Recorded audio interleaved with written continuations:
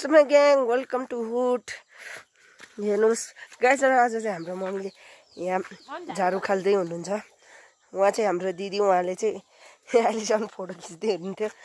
Vlog बनाउन सुरु गरेपछि झाडु खोलेको न झाडु मलाई आउँछ के आउँछ खुर्सानी उखाल्नु त दिदी उखाल्नुस् त। दिनभरि मैले आज काम गरेको स्कुलमा 20 बोट बिरुवा हामीले आज रोपेको।